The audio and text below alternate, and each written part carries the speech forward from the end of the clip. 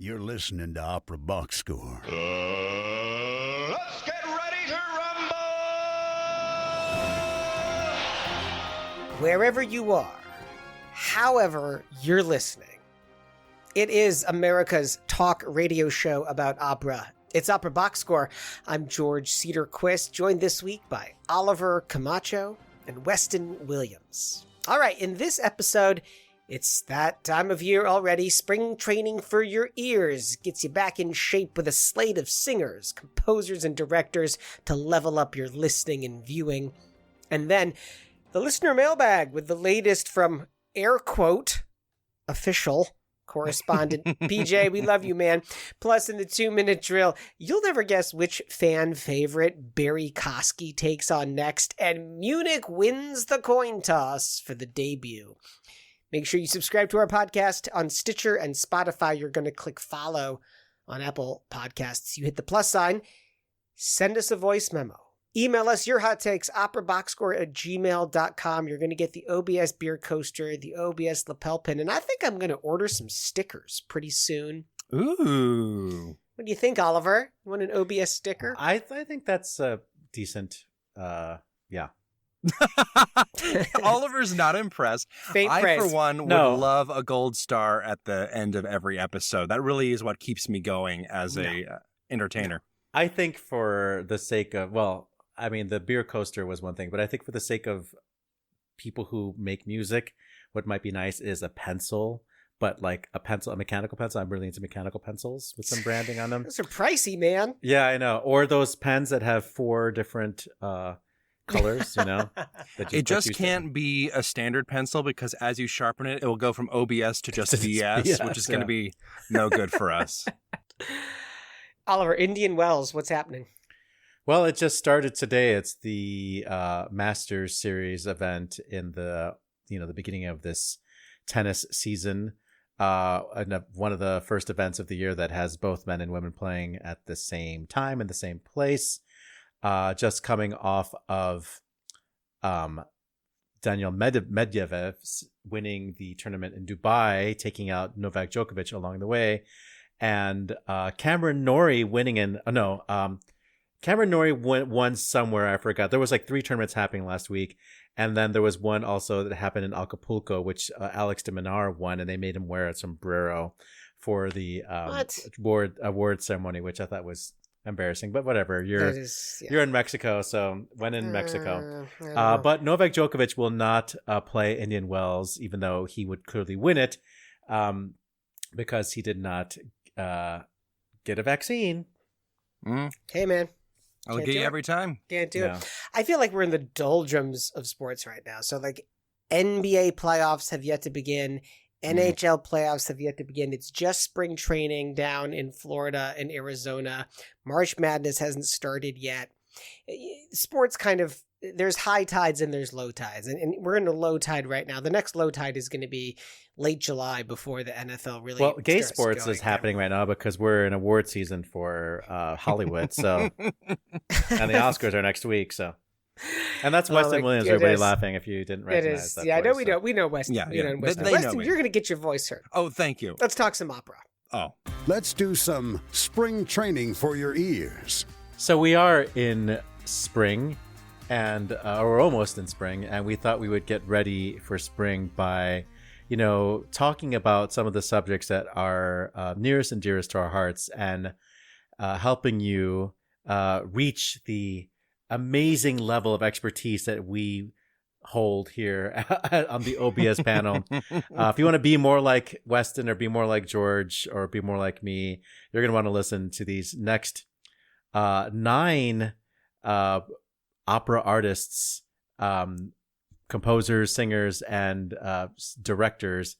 Learn about them so that the next time you're in line waiting for your standing room only tickets at the Met, you can chat up the person in line next to you and just show how smart you are. That's really what it's all about. Obnoxious. Exactly. Become pretentious with us. You too can be a gatekeeper. So we're gonna kick it off with Weston. Yeah, I'll take the reins here. So basically, I was in charge of the composer segment, and I was very, very tempted to do 3 just kind of weird me composers, but I'm like, okay, how often are we going to hear Le Grand Macabre played? Although maybe just a sneak preview of a later segment, more often than you might expect. But I was like, okay, what's something that might actually show up on your radar? So I was thinking that because of the conflict in Ukraine, it is possible that Russian operas might be kind of on the DL for a while. And one of my big sort of passions, aside from all the weird stuff that only I want to listen to, is Russian opera from the 19th century. So to tide you over while the war rages on and hopefully ends sooner rather than later, I wanted to take 3 Russian opera composers and compare them so you can distinguish the 3, because I feel like often it ends up being just a couple of representatives and people don't really think much about them beyond that. So I'll start with the most well-known and move sort of to the least well-known. I'm going to start with Tchaikovsky. Everyone knows Tchaikovsky. Move on to Mussorgsky, which if you've listened to my Hall of Fame, you know very well. And then Rimsky-Korsakov, because in my mind, those are the 3 giants of 19th century Russian opera. And if you've only heard one Russian opera, it's probably Eugene Onegin, which is, in fairness, probably his best opera, although I think a lot of his other operas like Iolanta and Queen of Spades are kind of having a moment. But he actually wrote 9 operas between 1869 and 1892. And he has, and I want to describe his style in a way that is, allows you to think about it a little bit more, because sometimes when you've only heard Eugene Onegin, you think, oh, this is Russian opera. But if you were to ask someone in the 19th century of Russia for a not insignificant portion of Tchaikovsky's career, you would have gotten the reaction, oh, this guy doesn't sound like Russian music at all, which I think is very, very interesting. So in terms of his writing, he is very, very well, he is very, very directional in his writing compared to a lot of other Russian composers. He was educated with Western-style musical techniques at the St. Petersburg Conservatory in the first year that it was actually a thing, which is kind of cool, because prior to that point, Russian czars really just pulled in talent from, Western Europe, and they started to want to educate their own. So this was very much a Western-style musical education. Tchaikovsky jumped back and forth between Western Europe and Russia a few times, and because of that, there is a lot in his operas that feel very Western. It develops harmonically in a way that is very familiar, if you're familiar at all, with Western 19th century opera. It also emphasizes a lot of the same things. It's all about characters and relationships, and there's not really a lot in the way of grand political statements, but there's not really any Wagnerian sort of mythological caricatures, even in his more fantastical operas. And because Tchaikovsky was for ballet what Wagner was to opera, without being as problematic, you will almost always hear a dance tune or two. But the second thing that you'll notice is that he incorporates a lot of what we might call Russian-sounding elements on a backbone that is still very Western European. When we're talking about the Russian sound, we're generally talking about the use of modes that we would not usually hear in the West, some rhythms that are a little bit more, that are a little different. But Tchaikovsky is still not, he will use those modes, but he won't stay harmonically in one place. He will still develop. And that's his main thing. His music is always very meditative without being brooding. The melodies are really, really well written. They follow a logical, emotional flow that reminds me almost of like Verismo, but it's more introspective rather than sort of the shock and awe, blood and guts aspect of Verismo. It's almost more Puccinian Verismo, if that's a way to describe that. Man, that was pretentious. Go on. Maybe a little bit. I think he's he's got a really great sound. And I think a great example, not to pull from his most well-known opera here, but I think one of the best examples of the way that he will incorporate these Russian-sounding modes and scales every so often, but still have a long developing harmonic line that follows the thought process and emotional journey of a character is, of course, the letter writing scene in Eugene Onegin. So let's hear just a little bit of a recording. This is from Simon Buchkov is the one who was conducting. This is the Orchestra of Paris, and Nuccia Focile is the soprano.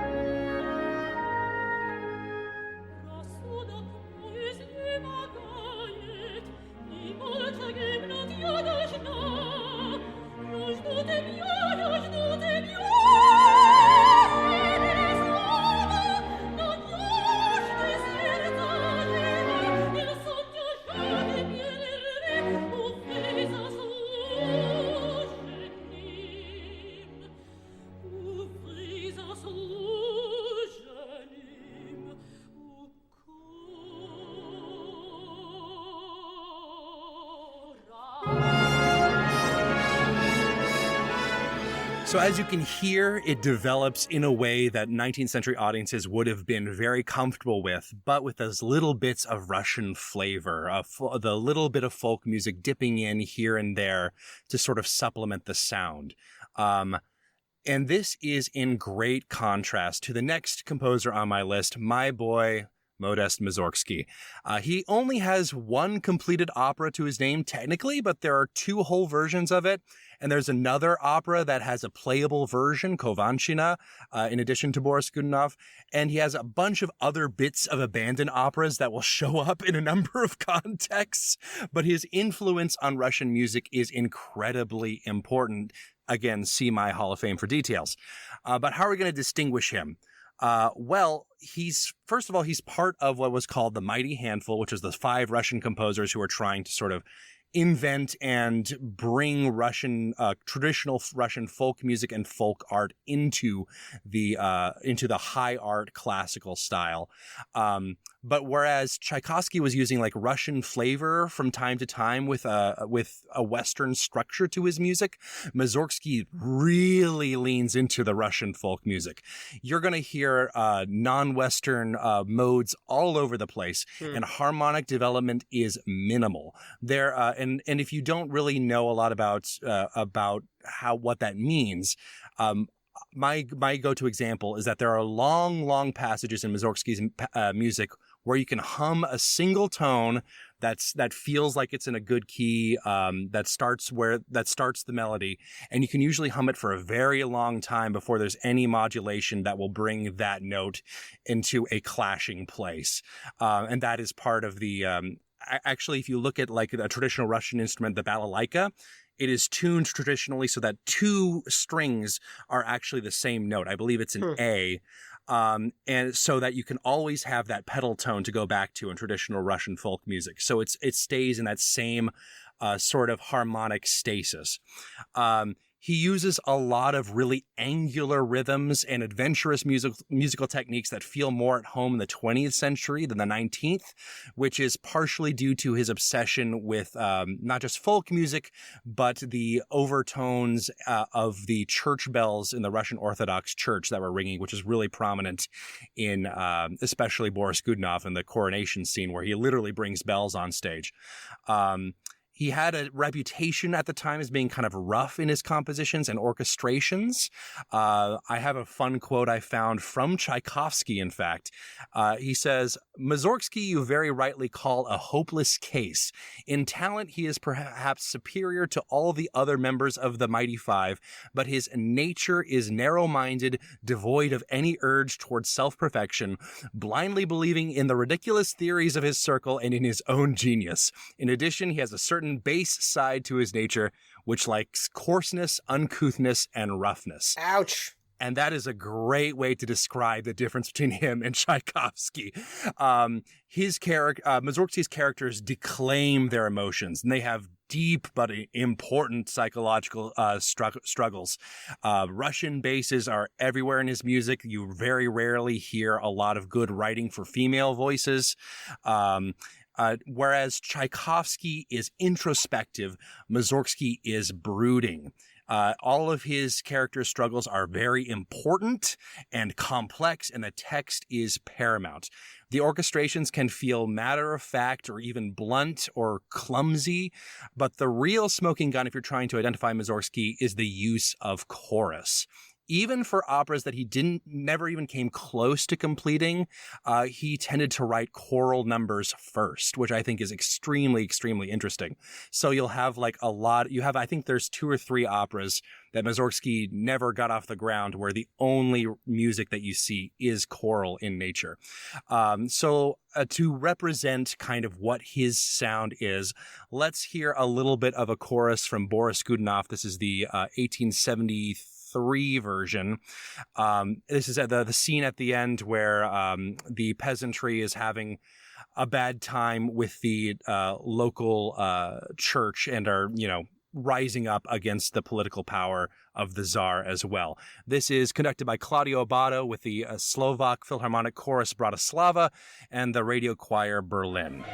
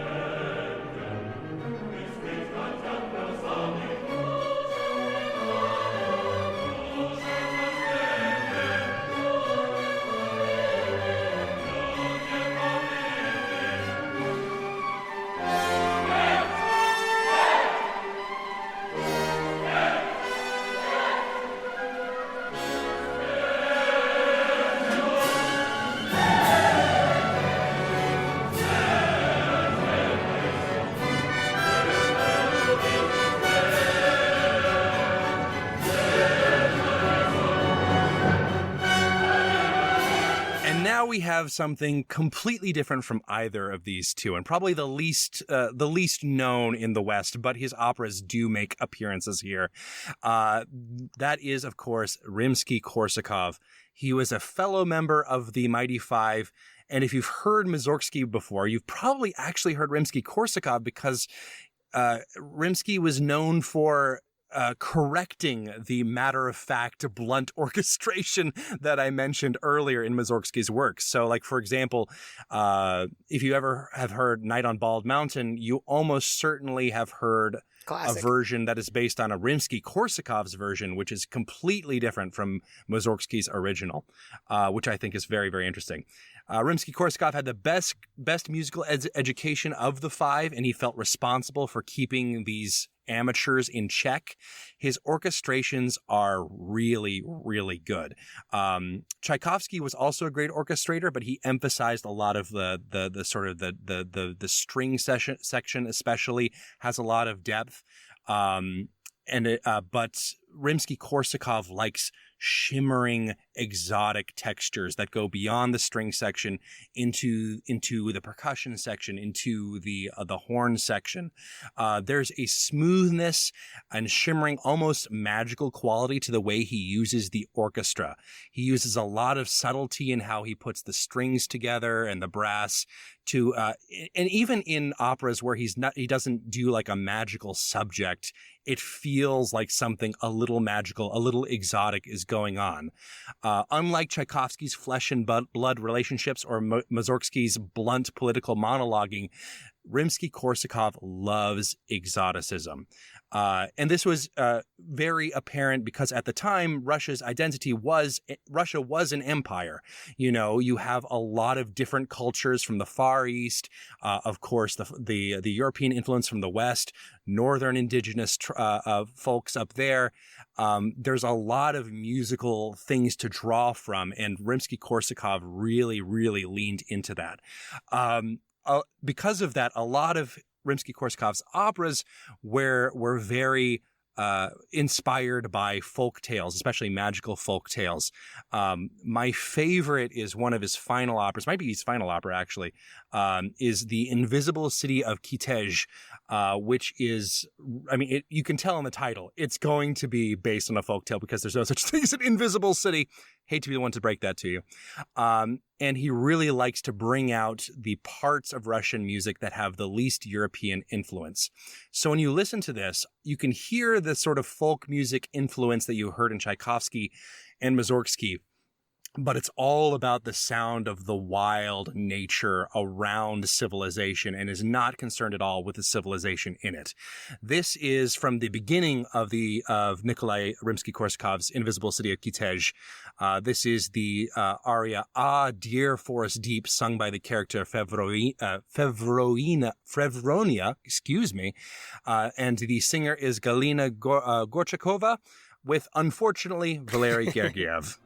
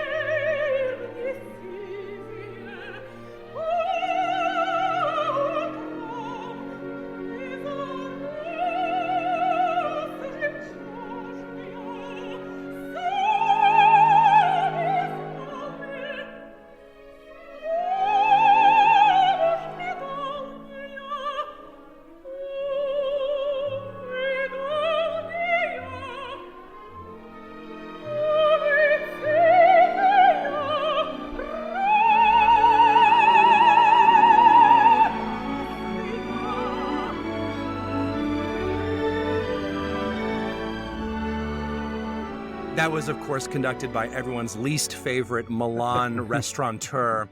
But we can ignore that because that is, unfortunately, one of the better recordings of that piece. Weston, the irony, of course, is that the only place we're going to get to hear these folks is in your living room because no one's going to produce them. Well, that's the thing. Soon, right? I would love to have alternative versions to Gergiev with a lot of these Russian operas. The reference recording to go to is almost always Gergiev with a lot of these sorts of things. My thing is like, stick it to Putin, start putting on these operas in these in productions that explicitly go against the war. Okay. I like Bring what me you're something saying. that Gergiev hasn't gotten his grubby little hands all over. I would love to hear it. I like what you're saying.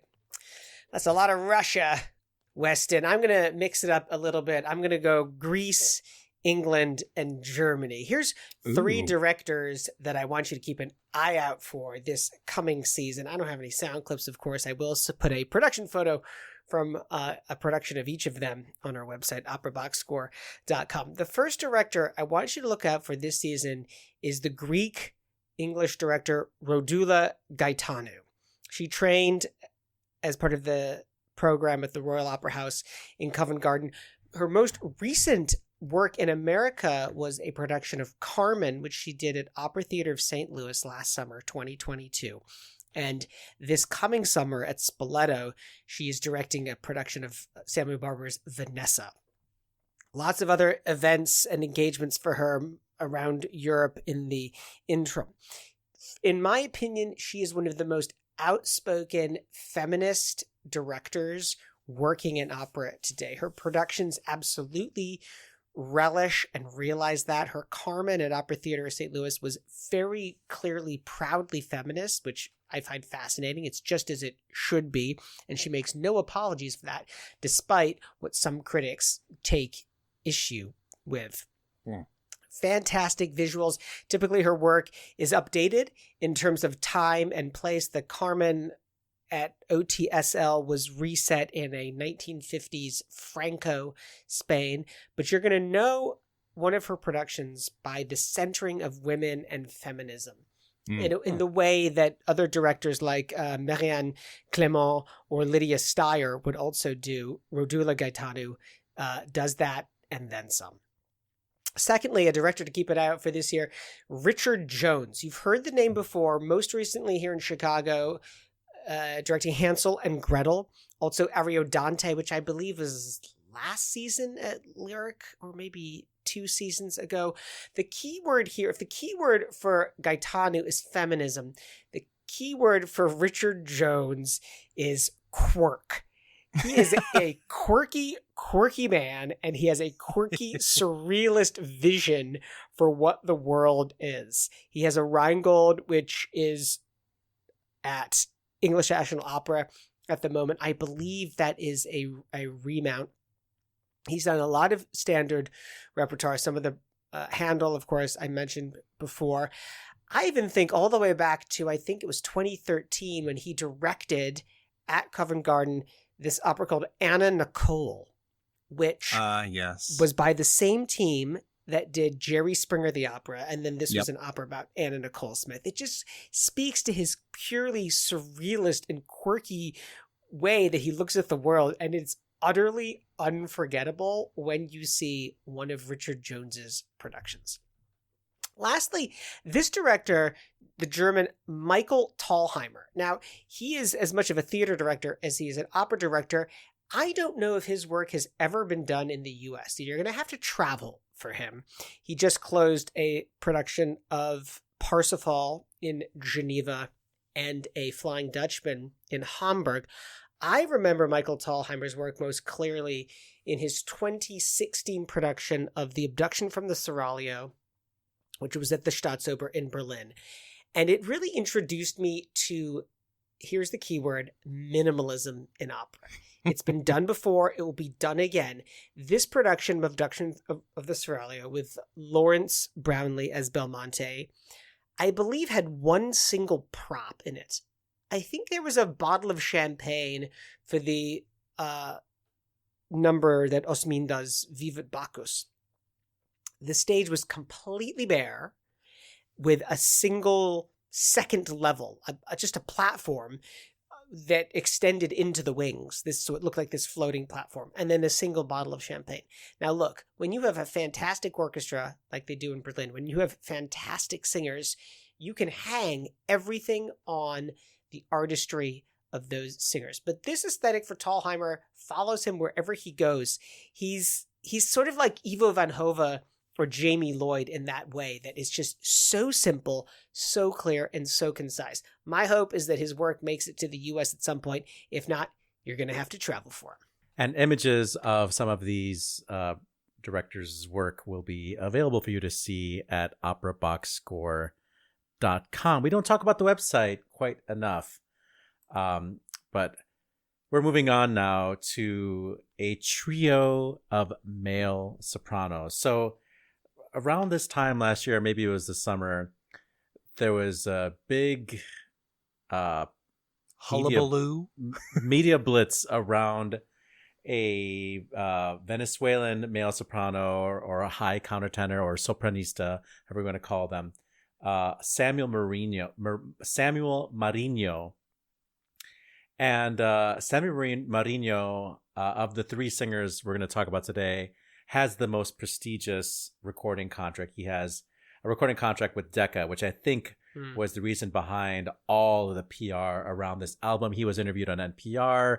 He got a big spread in the New York Times arts section. There's all of this stuff about he's the first to, he's the most gender fluid, he likes to play with gender presentation. He wears dresses at his concerts. This album, Sopranista, he sings Voi che sapete, which I say big deal. Right. It's only goes up to an F. He sings the long aria for Sesto de per questo. He sings some other things. I actually like his first album better. He sings Handel and Gluck with a different orchestra than he sings on for his album Sopranista on Decca, which is his new album. And I like the album better. I think the album is more centered on Baroque music, which I think should still be the center of his repertoire. But he is suggesting already in his interviews and in some videos you can find that he wants to sing real soprano roles that a man would never sing, such as Lucia de Lammermoor and Rusalka. And I don't think he can. You can go out there and listen to him singing musically. You don't think you can do it musically yet? Correct. Okay. Yeah. There are videos of him singing non-18th century repertoire out there. I don't want to play them here because that's not what we do. But I will play a little bit of him singing the finale or the conclusion of Esultate Jubilate, the Mozart motet, the famous Alleluia, which was written for orchestrato, but nowadays is mostly sung by coloratura sopranos. Let's hear a little bit of Alleluia.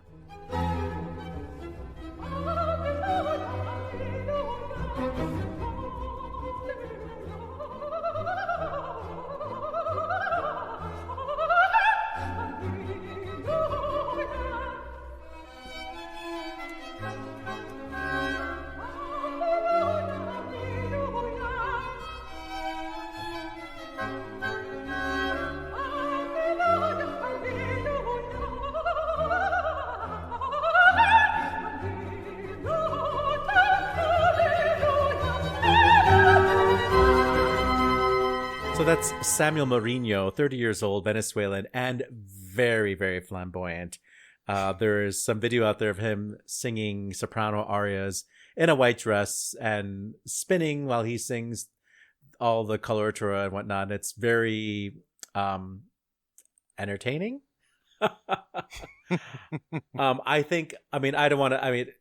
Good luck to him. I think that he has a lot of people that are, cheering for him and wanting to make him the it boy or it gender nonconforming singer Go on. of opera right now. Yeah. I think a singer who is very similar, Bruno de Sá, Brazilian, 33 years old, is a little bit more musical and is staying within his wheelhouse. His repertoire is focused on 18th century music, and just has a little bit more of what I would like to say is performance practice in his interpretations of this 18th century music. He also has a flashy recording contract with Warner / Arato, and his album is called Roma Travestita with Il Pomodoro, one of my favorite period bands. We're about to listen to a bit of him singing an aria from Scarlatti's Griselda. But if you look at Bruno de Sa's upcoming engagements, he actually is going to be singing at Opera Normandy the role of Stefano in Gounod's Romeo and Juliet. So that's a real mezzo soprano role. I don't know exactly how big of a house Opéra de Rouen in Normandy is, but that is with the full orchestra, so you can't hide behind the Baroque orchestras, which are natural. And Baroque music in general is naturally written to put the focus on the voice. Gounod didn't care so much, so it'd be interesting to see how he does, what the reviews are going to be like. That's coming up this summer for him. But let's hear a little bit of Scarlatti sung by the Brazilian male soprano Bruno de Sa.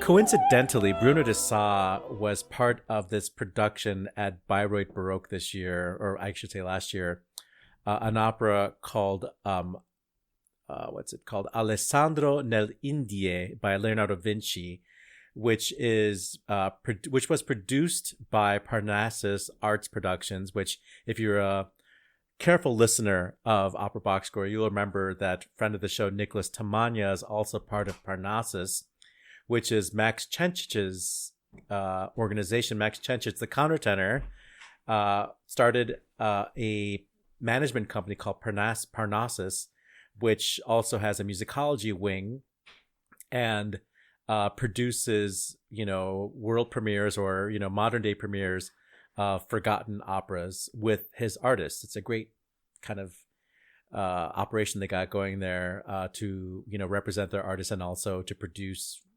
shows using those artists. And they put this show on at Bayreuth Baroque last year, and it received rave reviews. It starred 5 countertenors, including Bruno de Sa in as a female character.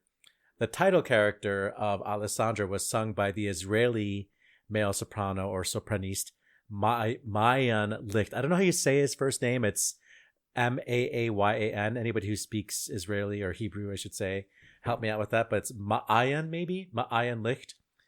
To me, splits the difference between Samuel Marinho and Bruno de Sa. I would like to say that Bruno de Sa has a dignified, very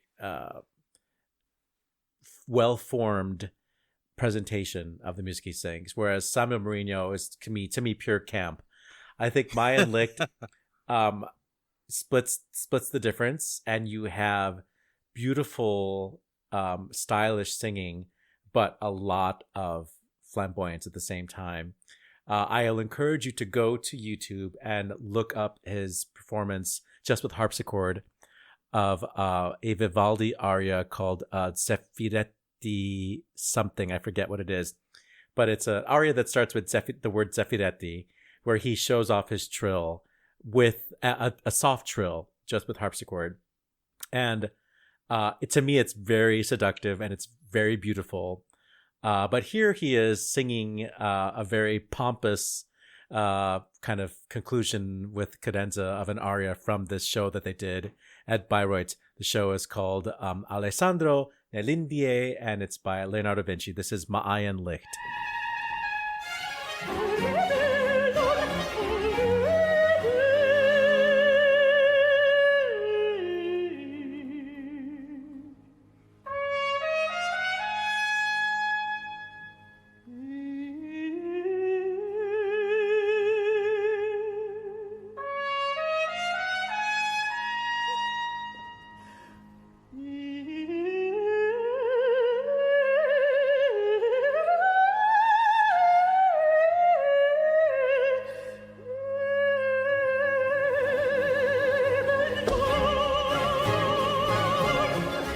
three male sopranos who are all about the same age. I don't know how old Maayan Licht is. I couldn't find that information anywhere.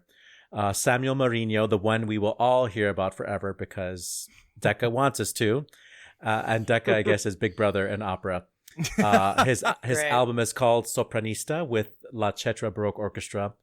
Then there's Bruno de Sá, Brazilian. His album is called Roma Travestita with Il Pomodoro. And Bruno de Sá, to me, is the most Baroque of them all. And Maayan Licht is right in the middle, and an artist I definitely am watching, and I cannot wait till somebody signs him to a recording contract. We know that he's working with Max Cencic on Parnassus. There are no commercial recordings right now, but follow him on social media. You will not regret it.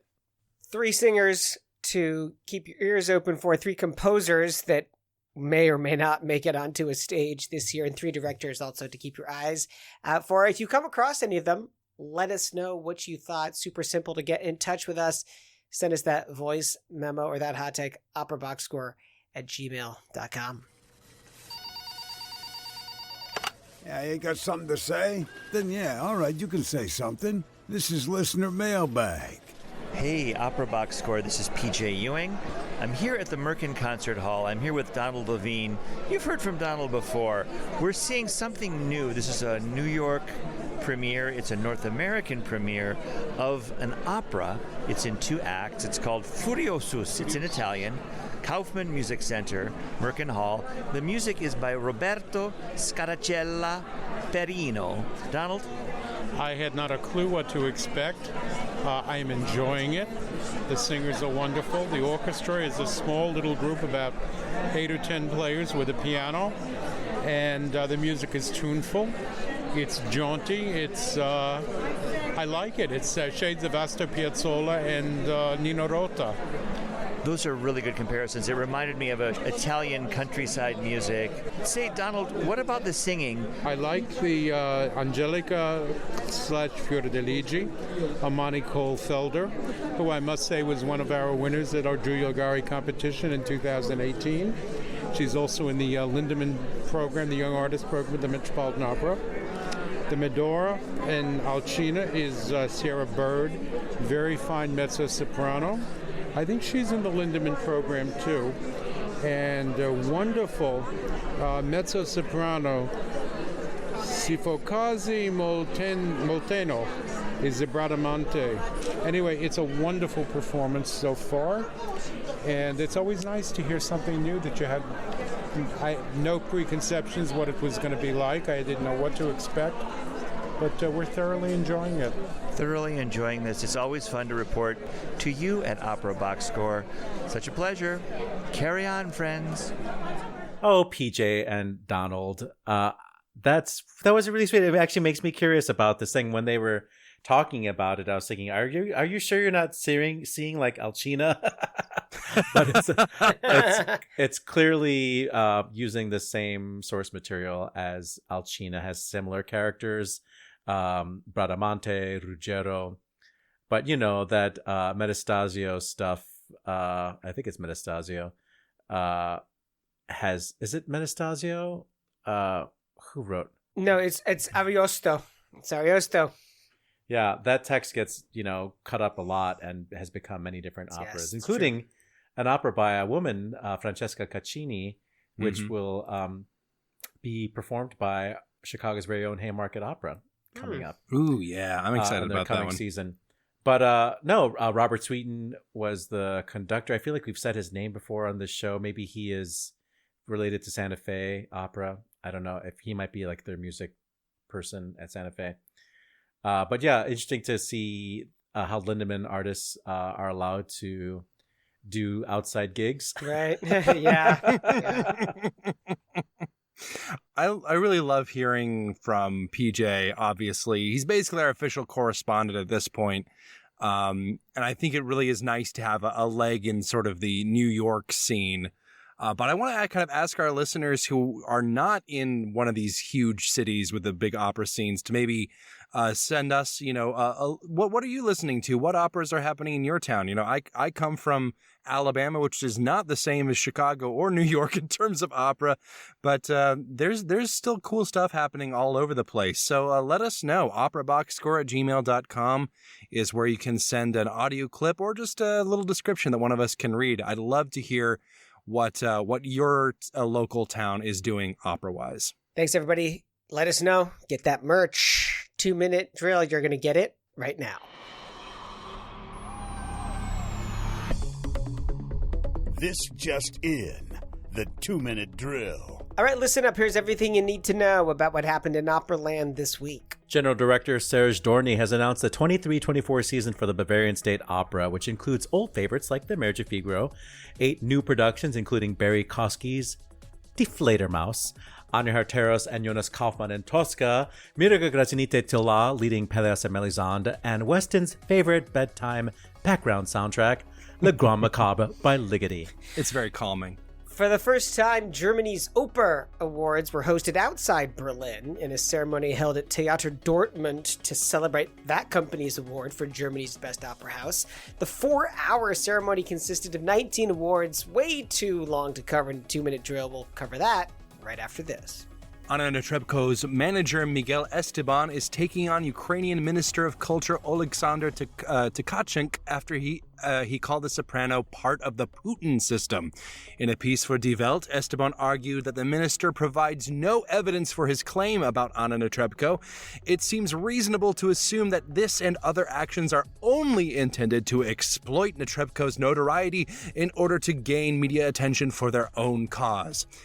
Sure, Jan. Friend of the show, Lawrence Brownlee, has announced Rising, a project that will commission new works by 6 African-American composers, including Damian Sneed and Sean Opebolo.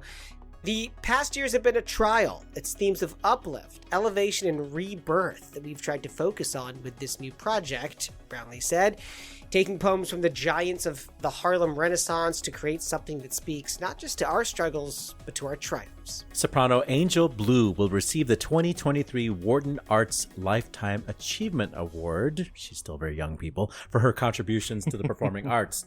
Said Blue, I am so honored to be recognized by an organization I admire for their work and creative mission of offering accessible, high-quality performing arts education that sparks personal growth and builds stronger communities. Bass baritone Bryn Terfel, along with the Royal Welsh College of Music and Drama, is launching Confra, which means fund or possibly reservoir in Welsh, to support young artists at the college. Quote, at the start of their careers, young artists dream of achieving great things, just as young sportsmen and women do, said Terfel. How do you say sports ball in Welsh? Rugby? In trade news, Juan Diego Flores' contract as artistic director of Pizarro's Rossini Opera Festival has been extended until 2026. He said, quote, I'm honored to occupy this prestigious position of the festival where I was born artistically, and I will work to maintain excellence in future programming. On-Site Opera co-founder and artistic director and friend of the show, Eric Einhorn, will leave the company by the end of the year. He says, quote, I am eager to discover what new experiences might await me while continuing my service to On-Site Opera as a member of the board of directors. A March 6 post on the new Forum for Classical Singers warns members against Teatro Lirico d'Europa. According to the post, with screenshots of correspondence on Facebook Messenger, the wife of the company's artistic director broke a contract and refused to follow through on promises of compensation. Quote, we singers need to stand up for this kind of unfair business practice, harassment, and bullying. The way she treated me is simply not acceptable, and I decided that people should know about it. On the disabled list? The Metropolitan Opera has announced that Isabel Leonard has withdrawn from the upcoming production of Der Rosenkavalier. Samantha Hankey will take over the role of Octavian. No reason was provided for Leonard's withdrawal. Exit stage right arts administrator Nicholas Snowman, who died at 78. Beginning his career running the South Bank Centre in 1986 in London, he was a co-founder of the London Sinfonietta, then general manager at Glyndebourne, and lastly led the Opéra Nationale du Rhin until 2009. 3 premieres and so many birthdays on this day, March 6th, beginning with Bellini's La Sonnambula in Milan in 1831, Verdi's La Traviata in Venice at La Fenice in 1853, and Paul Reuter's The Handmaid's Tale in Copenhagen in the year 2000. And the birthdays are Fernand Anso, the Belgian tenor in 1890, Gina Cigna, the French-Italian dramatic soprano born in Paris in 1900, conductor Julius Rudel, born in Vienna in 1921, conductor Sarah Caldwell, born in somewhere in America in 1924, bass baritone Norman Treagle, born in New Orleans in 1927, Lauren Mazel, born this day in 1930, and Dame Kiri Te Kanawa, born this day, March 6th, in 19... That is your 2-minute drill.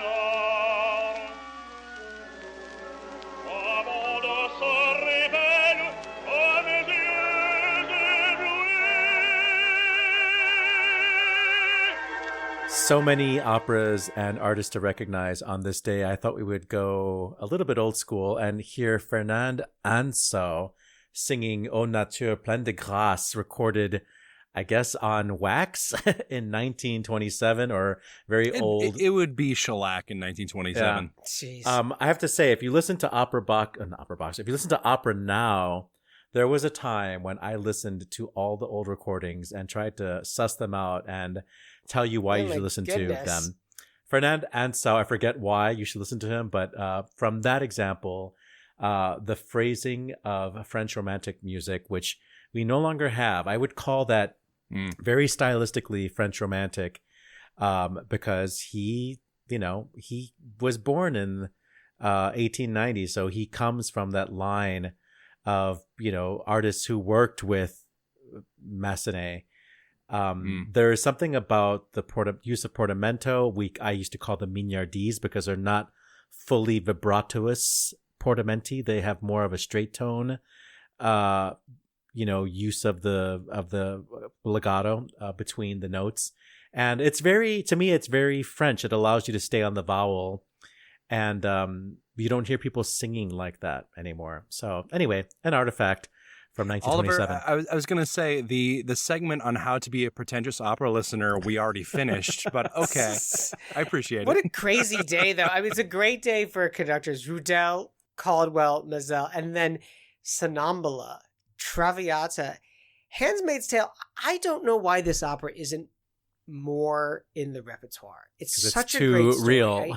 It's too real. I think the cast is too big. I don't think the music is terribly difficult. I think the music is accessible, and I almost wonder if there's copyright issues with the show, Maybe, but it's like over 20 years since the premiere, and it's just not being done with any kind of regularity.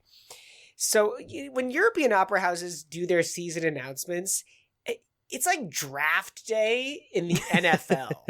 It's like it's a circus. I mean, it is crazy. Just looking at the photos from Serge Donny at the Bayerische Staatsoper, I mean, I'm so overwhelmed by the hype of the whole thing. And that's before we actually get to the shows that are happening. I mean, Le Grand Macabre is just, it annoys me that you basically have to go to Europe to see it. But I mean, I think that the Bavarian State Opera is just it's always been a gold mine of like the good stuff happening in that part of the world in opera. As much as I'm going to hype Le Grand Macabre, they also have, Fledermaus. They also have in the new production by Berikowski. Yeah, exactly. We also have a little bit of Tchaikovsky, just a little link where they're doing Queen of Spades, which is delightful. We have The Passenger, which is Yes. the Weinberg How about opera, that? which is Yeah. devastating. Absolutely That's a devastating really hard piece. show. That's Yeah. being directed by Tobias Kratzer as well. That's going to be crazy. Good. Yeah, it's and also bringing in some Pélias et Mélisande with Debussy, the aforementioned Grand Macabre, which is just I don't know if you've like sat down and like listened to Le Grand Macabre. I could probably just end the sentence there, but I don't know if you sat down and like followed along with the libretto. The stage directions for that thing are bonkers. I mean, it's just a delightful piece. There's also a Figaro in there. There's a Cozy, I believe, for all of you more basic folks out there who are not me. I don't see a Cozy. I think it's just Figaro. Is it? Oh, yes. Yeah. I'm sorry. I misread the. I'm using the press release that has been Google translated from German. Yeah. So I'm doing my best here. But there's it's one of those things. I mean, Bavarian State Opera has been doing some of the best work for the past. It would be fun to point out all the friends of the show. Charles Yeah. Krashenova is in one of the casts of the Tosca. Emily Pogerelts will be singing in Idomeneo. Mhm. That's all I found for now. That's it. That's it. Well, do you want to move on to the Oprah Awards? Oh yeah. Okay, This so is- wait, just this is going to take us a moment. We're going to let Weston reset his computer screen. Oh, I've got it. It's already got it up. ready? I Okay. was ready. All right. The Oprah Awards, always a big one. I mean, I always kind of make fun of the Grammys because I'm always just kind of waiting for the Oprah Awards to come out. 4 because- hours. 4 hours. It's like it's the length of the Grammys, but just for operas. It's great. It's the length of Die Meistersinger. Yeah, which did not make it on the list as far as I know. I'm going to run through just real quick a lot of the highlights, and then we can make you talk about a few if we feel so inclined. Best Opera House, Opera Dortmund, which took over for the first times for hosting, which is pretty neat.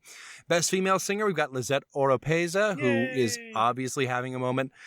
Best Male Singer, Michael Fola. We have Best Conductor is Giandrea Nozeda. And the best director is Klaus Gut, which I'm sure George has many opinions about. Yeah, I've seen his stuff. I love it. Thank you, George. Best orchestra is interestingly the Berlin Philharmonic, not an Because of opera Tar, orchestra. Well, it's because of Queen of Spades specifically, which is another Tchaikovsky connection. The best choir, Slovak Philharmonic, which I believe actually featured earlier in my segment as well. So I'm really batting 100. Best world premiere. This is interesting. This is Eurydice, but not the Matthew O'Coin Eurydice. This is Eurydice die Liebenden Blind, which is by Liebenden. Liebenden, excuse me, The loving, which is yeah. by Manfred Trojan. And I know nothing And about that it. premiered at Opera Amsterdam. Yeah, I know nothing about it. Would love to know about it. Best performance, The Devils of Loudun at the Bayerische Staatsoper. Love that piece. Best stage designer is Ulrich Rasche, and they won for Elektra. The best costume designer, Erzan Montag und Annika Lu for Antichrist, which is the Ruhr Landgard opera, which I also delight in. See, this is why I love the Oprah Awards. This is all stuff like that I'm listening to, just jiving Okay, with. but it's costumes, so you didn't listen to the costumes. Okay, Yeah, go that's on. true. Go on. I heard them rustling in the background. Yeah. Let's get to the recordings here. The best solo album is Jonathan Tatelman's Arias, which is not one I've heard. Did you hear that I have one? it on my desk. Yeah, it's fine. It's a tenor. The best opera recording. This was interesting, and I think I agree with this. Is Robert Le Diable with oh gosh, I need to scroll down. It's Aaron Morley and Yeah, John Osborne are the two principals in that, and that's like a 5-hour French romantic Meyerbeer, bel canto spectacular. yeah. It's a friend of real the show. heavy hitter. Yeah, but I just want to say that, like, the Grammys, our version of the opera, well, not even, but they're not considering all of the opera recordings anymore. Now they're just considering all these Met HD things, which are now winning. Yeah. And it's a shame that a recording like Roberto Diablo wasn't considered for a Grammy Award. Yeah, because there are still really good People are making recording them. onlys Yeah. being made, but I've had that rant before, so we can keep moving. I think we can stop there. I'll just say that Renee Jacob received a Lifetime Achievement Award, just like Angel Blue did. The only other things to add is one thing that's visible and one thing which isn't. First of all, there's a bit of tongue-in-cheekness, I think, to the Oprah Awards, and so they do give a prize for the biggest nuisance in opera, which in this year was the sort of how do you translate theater Vorplatz? That's at forecourt. It says. Yeah, kind of the forecourt in Krefeld, which is a dreadful town. But apparently There go all of our listeners in Krefeld. Krefeld, yeah. Apparently the forecourt is where all the drug dealers hang out in Krefeld, and so everybody hates that. The other thing that I thought was missing was that they give a prize for best equal opportunities project, and that was not given this year, and I just made me question. It's an admonishment. Everybody who forgot to do that. I guess so. It's like, hey, you got to. 2020 is over. We forgot. must try hard. Must try hard. So, we do not necessarily represent the new forum for classical singers, but we thought that we should amplify this warning in the event that Teatro Lirico d'Europa really is like pulling fast ones on people and not honoring contracts. I will say this is all alleged, we don't know the facts of the case, but it is picking up some heat on that forum right now. Yeah, but the original poster has nothing to gain from throwing this company under the bus. So just this information is out there. If you're a singer, you know where to look for the new forum. And for those of you who are considering singing with Teatro Lirico d'Europa, just, do some research. Yeah. Anything else, guys, before we wrap this show up? Well, it's interesting that Eric Einhorn is leaving the company that he started or co-started. And, I recently touched base with Eric while he was here in Chicago as the revival director for the Hansel and Gretel. By Richard Jones. It all comes full circle, Oliver. I wonder if being a guest on Opera Box Score I did it. Like, I reached the peak of my career. Yeah, that was what he was going for. His entire career led up to that. Yeah. So, yeah, enjoy retirement. Good call, bad call on Opera Box Score. Good call, bad call. Time to wrap up the show for this week. We'll start with Oliver Camacho. Well, Carmen is beginning soon in Chicago, and it stars Janae Bridges and friend of the show, Charles Castronovo, and friend of my other show, Golda Schultz. I interviewed Golda Schultz for my other job, and she is she's a wild one. Okay. She's the first person I've ever interviewed where I was like, I cannot use that. There's no, I can't use that. Like, I cannot use that. Like, she just like said all these things. Like, I can't use that, luckily though, I had enough content where I, completed the show, but, she's very entertaining, but, I want to now talk to, the producers at the Met who do those backstage interviews with artists as they're coming off stage for like HD. I'd like to just see what they have to think about Golda and like what it's like to like wrangle her and like, okay, wait, you can't say that on the air. She's a delight and she's very, very trenchant and clever. And I'm not. This is nothing to do with her intelligence. No, I just want to say that she's in Carmen coming up. My good call is that the weather in maybe wherever you are is like in Chicago, where it's like it's suggesting spring. It's just like it's so close. Right. We're getting so close. And just yesterday, as I was sitting at my desk plugging away, I need to listen to something that makes me feel springy. And my solution was Purcell's King Arthur. And I auditioned the newish recording by Vox Luminous of King Arthur, which I enjoyed very much. And if you'd like to check it out, I recommend skipping right ahead to the Cold Genius scene, the best scene. part. Yeah. And it's so delightful. It's really, really delightful. So my good call is listen to the Cold Genius scene of King Arthur. Weston Williams. I have a bad call. He's back in the U.S., folks. That's right. Tobias Wright? No. Tobias has been here the whole time. He's in the walls. But Placido Domingo, unfortunately, for the first time since he was rightfully banished from our shores, will be coming back for a recital in Palm Beach, Florida. And, Yikes. I will say, no hate to our Florida listeners, but, of course it's Florida that Placido Domingo is coming back to.